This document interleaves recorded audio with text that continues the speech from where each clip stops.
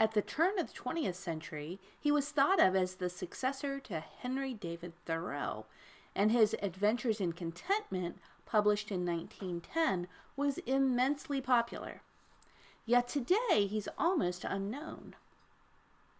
I'm Pat Tully of the Ketchikan Public Library, and this is Reading Aloud. David Grayson was the pen name of Ray Stannard Baker, an American writer born in 1870. Under his own name, he was a journalist and historian who wrote about social issues and racism in America at the time. During the First World War, Baker worked with Woodrow Wilson and served as his press secretary during the peace talks in Versailles. Yet there was another side to Baker, and he delineates his love of nature and America's countryside in his pieces in Adventures in Contentment and other books published as David Grayson. This evening I'm reading Chapter 5 in Adventures in Contentment. 5. The Axe Helve. April the 15th. This morning I broke my old axe handle. I went out early while the fog still filled the valley, and the air was cool and moist as if it had come fresh from the filter of the night. I drew a long breath and let my axe fall with all the force I could give it upon the new oak log. I swung it unnecessarily high for the joy of doing it, and when it struck, it communicated a sharp yet not unpleasant sting to the palm of my hands. The handle broke short off at the point where the helve meets the steel. The blade was driven deep into the oak wood.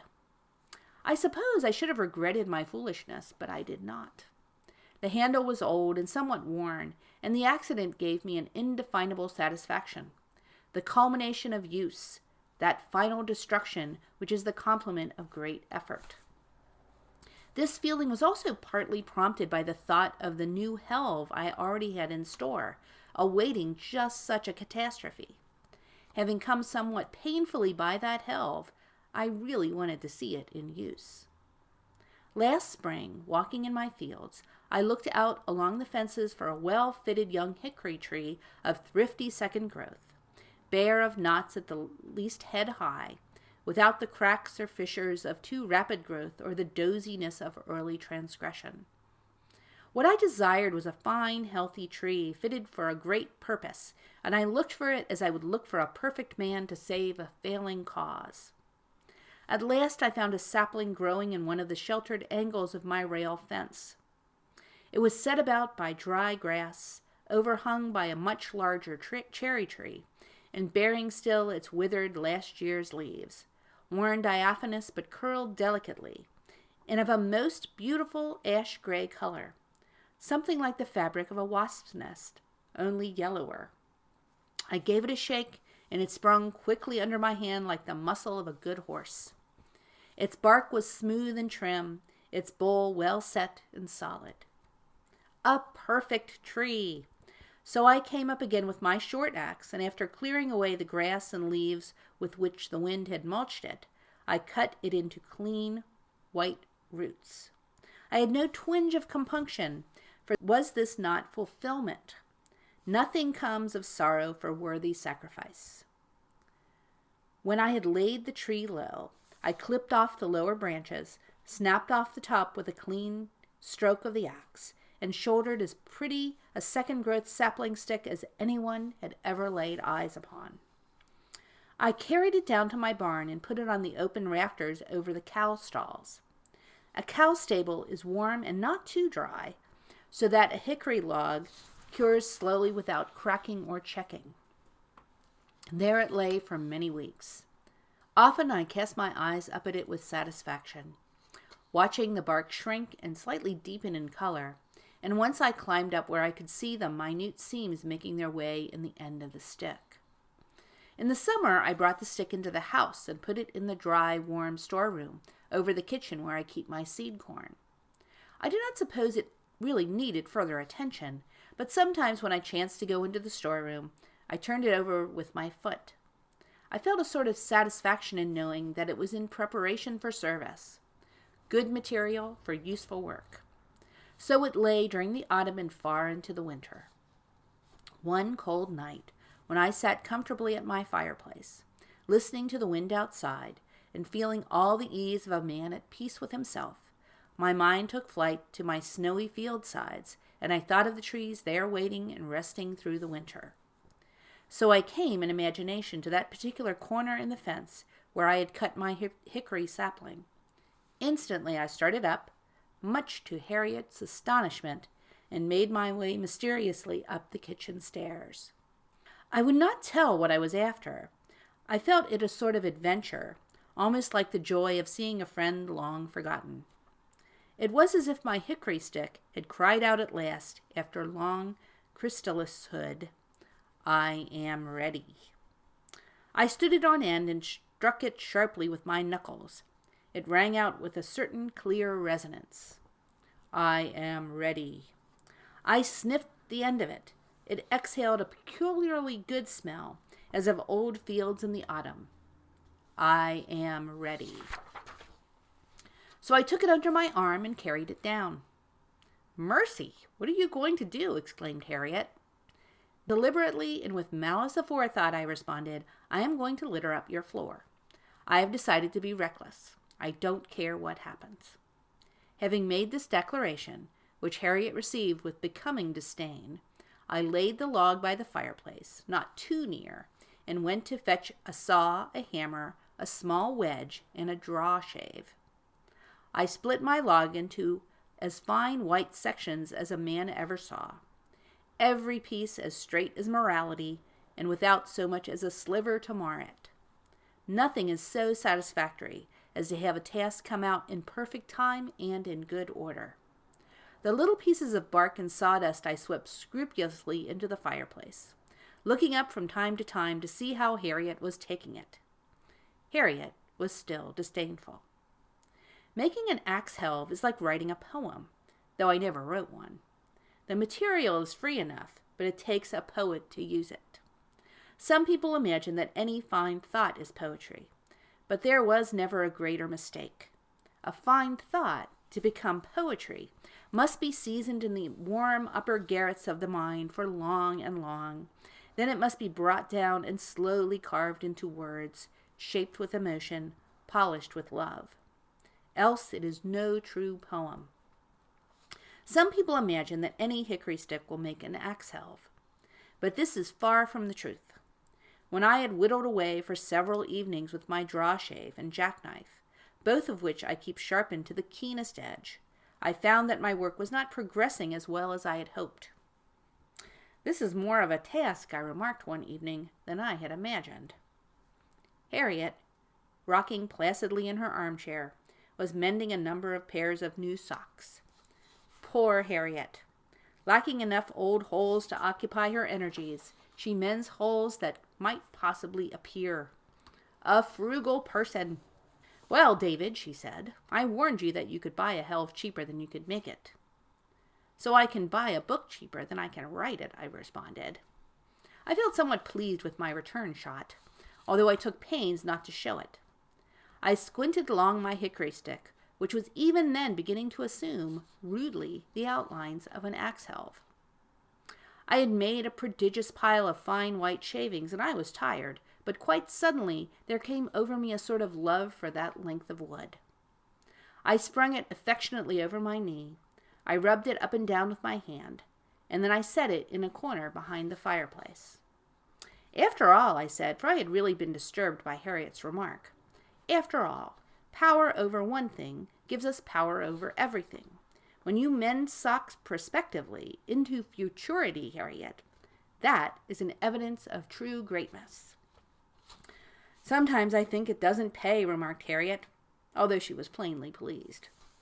"Pretty good socks," I said, "can be bought for 15 cents a pair." Harriet looked at me suspiciously, but I was as sober as the face of nature. For the next 2 or 3 evenings I let the axe helve stand alone in the corner. I hardly looked at it, although once in a while, when occupied with some other work, I would remember, or rather half remember, that I had the pleasure in store for the evening. The very thought of sharp tools and something to make with them acts upon the imagination with peculiar zest. So we love to employ the keen edge of the mind upon a knotty and difficult subject. One evening, the Scotch preacher came in. We love him very much, though he sometimes makes us laugh. Perhaps in part because he makes us laugh. Externally, he is a sort of human coconut, rough, brown, shaggy, but within he has the true milk of human kindness. Some of his qualities touch greatness. His youth was spent in stony places where strong winds blew. The trees where he grew bore thorns. The soil where he dug was full of roots. But the crop was human love. He possesses that quality unusual in one bred exclusively in the country, of magnanimity toward the unlike. In the country, we are tempted to throw stones at strange hats. But to the Scotch preacher, every man in one way seems transparent to the soul. He sees the man himself, not his professions any more than his clothes. And I never knew anyone who had such an abiding disbelief in the wickedness of the human soul. Weakness he sees and comforts. Wickedness he cannot see. When he came in, I was busy whittling my axe helve, it being my pleasure at that moment to make long, thin, curly shavings, so light that many of them were caught on the hearth and bowled by the draught straight to fiery destruction. There's a noisy zest about the Scotch preacher. He comes in stomping, as we say. He must clear his throat. He must strike his hands together. He even seems noisy when he unwinds the thick red tippet which he wears wound many times around his neck. It takes him a long time to unwind it, and he accomplishes the task with many slow gyrations of his enormous rough head. When he sits down, he takes merely the edge of the chair, spreads his stout legs apart, sits as straight as a post, and blows his nose with a noise like the falling of a tree. His interest in everything is prodigious. When he saw that what I was doing, he launched at once upon an account of methods of axe helving, ancient and modern, with true incidents of his childhood. "Man," he exclaimed, "you've clean forgotten one of the principal refinements of the art. When you chop, which hand do you hold down?" At the moment, I couldn't have told to save my life, so we both got up on our feet and tried. "It's the right hand down," I decided. "That's natural to me."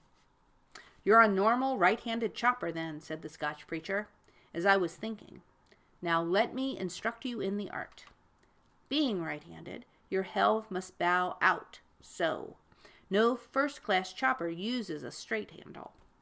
He fell to explaining, with gusto, the mysteries of the bowed handle, and as I listened, I felt a new and peculiar interest in my task. This was a final perfection to be accomplished, the finality of technique. So we sat with our heads together, talking helves and axes, axes with single blades and axes with double blades, and hand axes and great choppers' axes, and the science of felling trees, with the true philosophy of the last chip, and arguments as to the best procedure when a log begins to pinch, until a listener would have thought that the art of the chopper included the whole philosophy of existence, as indeed it does if you look at it in that way. Finally, I rushed out and brought in my old axe handle, and we set upon it like true artists, with critical prescription for being a trivial product of machinery. "Man," exclaimed the preacher, "it has no character. Now your helve here, being the vision of your brain and the work of your hands, will interpret the thought of your heart." Before the Scotch preacher had finished his disquisition on the art of helve making and its relations to all the other arts, I felt like Peary discovering the pole. In the midst of the discourse, while I was soaring high, the Scotch preacher suddenly stopped, sat up, and struck his knee with a tremendous resounding smack. "Spoons!" he exclaimed.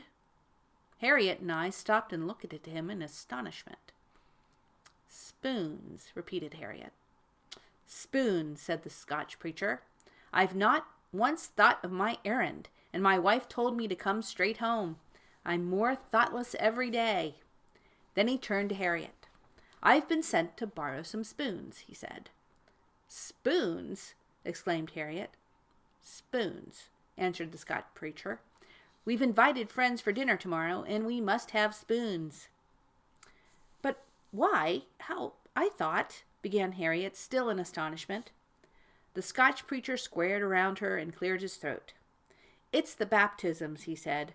"When a baby is brought for baptism, of course it must have a baptismal gift. What is the best gift for a baby? A spoon. So we present it with a spoon. Today we discovered we had only 3 spoons left, and company coming. Man, 'tis a prolific neighborhood." He heaved a great sigh. Harriet rushed out and made up a package. When she came in, I thought it seemed suspiciously large for spoons, but the Scotch preacher, having again launched into the lore of the chopper, took it without at first perceiving anything strange. 5 minutes after we had closed the door upon him, he suddenly returned, holding up the package. "This is an uncommonly heavy package," he remarked. "Did I say tablespoons?" "Go on," commanded Harriet. "Your wife will understand." "All right, goodbye again." And his sturdy figure soon disappeared in the dark. "The impractical man," exclaimed Harriet. "People impose on him." "What was in that package, Harriet?" "Oh, I put in a few jars of jelly and a cake of honey." After a moment, Harriet looked up from her work. "Do you know the greatest sorrow of the Scotch preacher and his wife?" "What is it?" I asked. "They have no chick nor child of their own," said Harriet. "It is prodigious, the amount of work required to make one good axe helve. I mean to make it according to one's standard. I had times of humorous discouragement and times of high elation when it seemed to me I could not work fast enough. Weeks passed when I did not touch the helve, but left it standing quietly in the corner.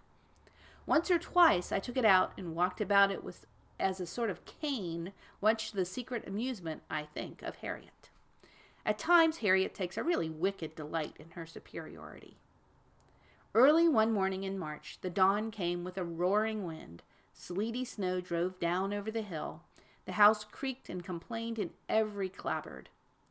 A blind of one of the upper windows, wrenched loose from its fastenings, was driven shut with such force that it broke a window pane.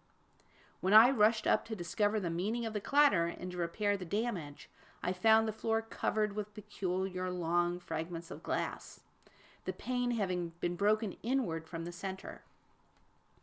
"Just what I have wanted," I said to myself. I selected a few of the best pieces, and so eager was I to try them that I got out my axe helve before breakfast and sat scratching away when Harriet came down.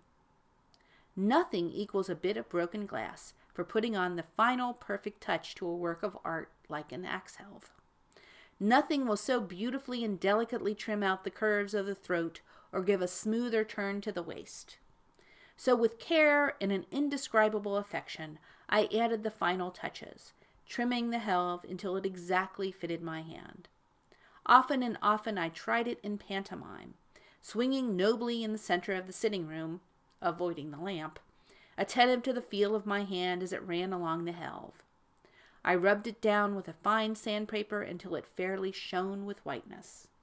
Then I borrowed a red flannel cloth of Harriet, and having added a few drops, not too much, of boiled oil, I rubbed the helve for all I was worth. This I continued for upwards of an hour. At that time the axe helve had taken on a yellowish shade, very clear and beautiful. I do not think I could have been prouder if I had carved a statue or built a Parthenon. I was consumed with vanity, but I set the new helve in the corner with the appearance of utter unconcern. "There," I remarked, "it's finished." I watched Harriet out of the corner of my eye. She made as if to speak and then held silent. That evening, friend Horace came in. I was glad to see him. Horace is or was a famous chopper. I placed him at the fireplace where his eye, sooner or later, must fall upon my axe helve. Oh, I worked out my designs. Presently he saw the helve, picked it up at once, and turned it over in his hands. I had a suffocating, not unhumorous sense of self-consciousness. I know how a poet must feel at hearing his first poem read aloud by some other person who does not know its authorship. I suffer and thrill with the novelist who sees the stranger purchase his book in a bookshop. I felt as though I stood that moment before the great judge. Horace hefted it and balanced it and squinted along it He rubbed it with his thumb. He rested one end of it on the floor and sprung it roughly. "David," he said severely, "where did you get this?" "Once when I was a boy I came home with my hair wet. My father asked, 'David, have you been swimming?' I had exactly the same feeling when Horace asked his question. Now I am, generally speaking, a truthful person. I have written a good deal about the immorality, the unwisdom, the short-sightedness, the sinful wastefulness of a lie. But at that moment, if Harriet had not been present, and that illustrates one of the purposes of society, to bolster up a man's morals, I should have evolved as large and perfect a prevarication as it lay within me to do, cheerfully. But I felt Harriet's moral eye upon me. I was a coward as well as a sinner. I faltered so long that Horace finally looked around at me. Horace has no poetry in his soul. Neither does he understand the philosophy of imperfection, nor the art of irregularity. It is a tender shoot, easily blasted by cold winds, the creative instinct, but persistent. It has many adventitious buds. A late frost destroying the freshness of its early verdure may be the means of a richer growth in later and more favorable days. For a week I left my Helve standing there in the corner. I did not even look at it. I was slain. I even thought of getting up in the night and putting the Helve in the coals, secretly. Then suddenly, one morning, I took it up, not at all tenderly, indeed with a humorous appreciation of my own absurdities, and carried it out into the yard. An axe helve is not a mere ornament, but a thing of sober purpose. The test, after all, of axe helves is not sublime perfection, but service. We may easily find flaws in the verse of the master. How far the rhythm fails of the final perfect music, how often uncertain the rhyme, but it bears within it, hidden yet evident, that certain incalculable fire, which kindles and will continue to kindle the souls of men. The final test is not the perfection of precedent, not regularity, but life, spirit. It was one of those perfect, sunny, calm mornings that sometimes come in early April. The zest of winter yet in the air, but a promise of summer. I built a fire of oak chips in the middle of the yard, between two flat stones. I brought out my old axe, and when the fire had burned down somewhat, leaving a foundation of hot coals, I thrust the eye of the axe into the fire. The blade rested on one of the flat stones, and I kept it covered with wet rags in order that it might not heat sufficiently to destroy the temper of the steel. Harriet's old gray hen, a garrulous fowl, came and stood on one leg and looked at me first with one eye and then with the other. She asked innumerable impertinent questions and was generally disagreeable. "I am sorry, madam," I said finally, "but I have grown adamant to criticism. I have done my work as well as it lies within me to do it. It is the part of sanity to throw it aside without compunction. A work must prove itself. Shoo!" I said this with such conclusiveness and vigor that the critical old hen departed hastily with ruffled feathers.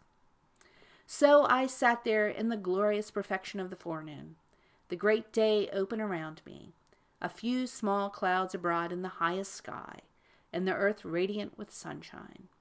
The last snow of winter was gone. The sap ran in the trees. The cows fed further afield. When the eye of the axe was sufficiently expanded by the heat, I drew it quickly from the fire and drove home the helve which I had already whittled down to the exact size. I had a hickory wedge prepared, and it was the work of 10 seconds to drive it into the cleft at the lower end of the helve until the eye of the axe was completely and perfectly filled. Upon cooling, the steel shrunk upon the wood, clasping it with such firmness that nothing short of fire could ever dislodge it. Then, carefully, with knife and sandpaper, I polished off the wood around the steel of the axe until I had made as good a job of it as lay within my power. So I carried the axe to my log pile. I swung it above my head, and the feel of it was good in my hands. The blade struck deep into the oak wood, and I said to myself with satisfaction, "It serves the purpose." The end. Thank you very much for joining me for reading aloud, and I hope you have a very good week.